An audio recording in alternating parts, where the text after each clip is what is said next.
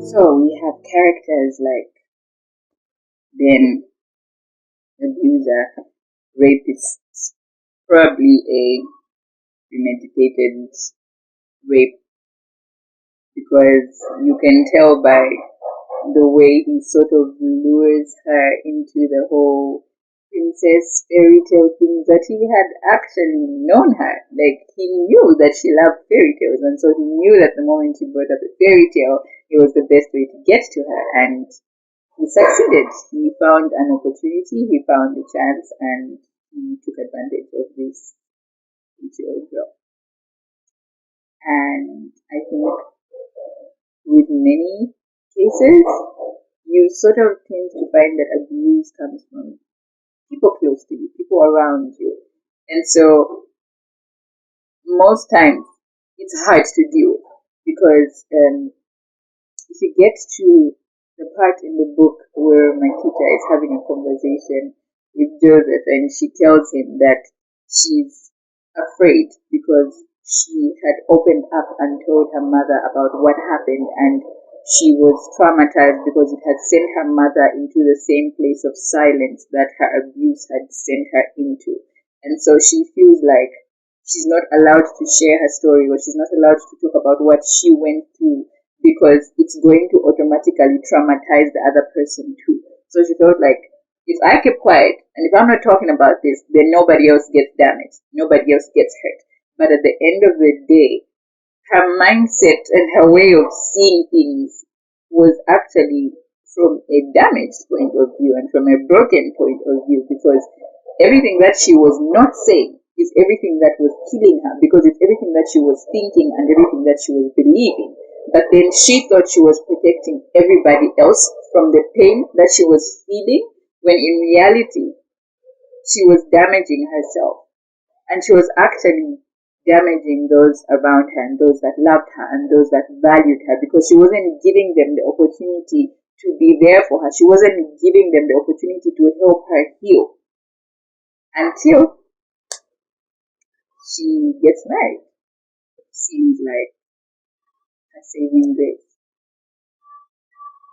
I don't believe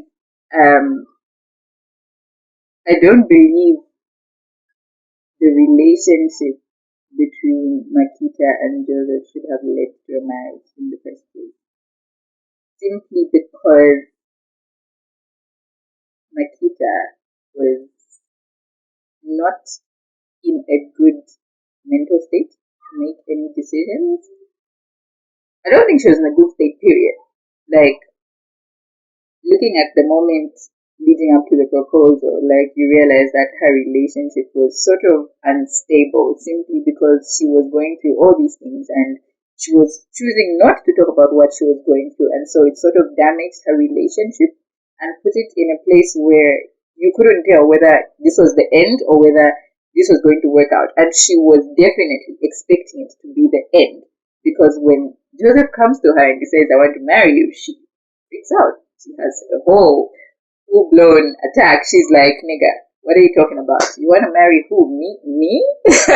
Like, no, you don't want this, you know?" So that makes it clear that she wasn't in a place where she should have been thinking of getting married or should have been considering a marriage in the first place, because she didn't know how to handle herself and how to handle her own trauma and how to actually heal from what she was going through.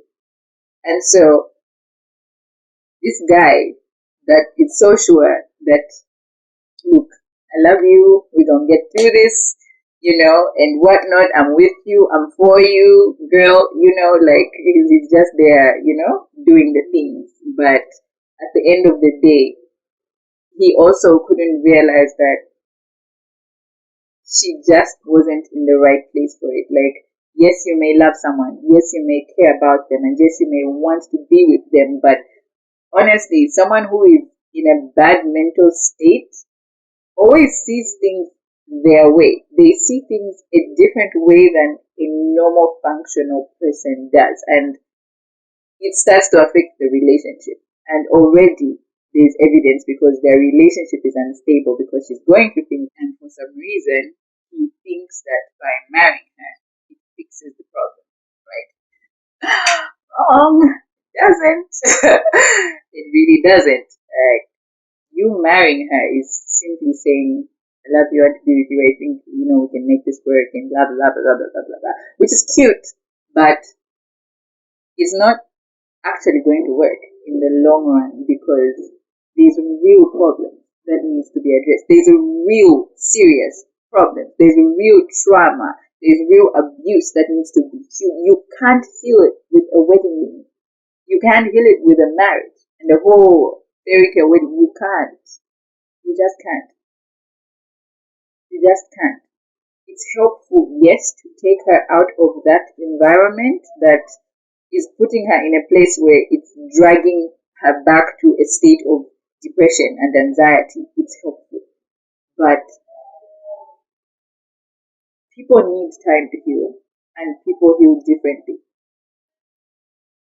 Makita thought she had healed because she was doing well and, she was graduating and life was exciting. But when she went back home, she realized that, okay, I'm still kind of affected by this. And the longer she stayed home, the worse it got. And even when you take her out of her home and into her own home, into her marital home, there's still that emptiness. There's still that void. There's still that trauma. There's still that pain. So, marriage was not the answer. And it should have been the last thing on her mind. But girl had to do what she had to do in the moment.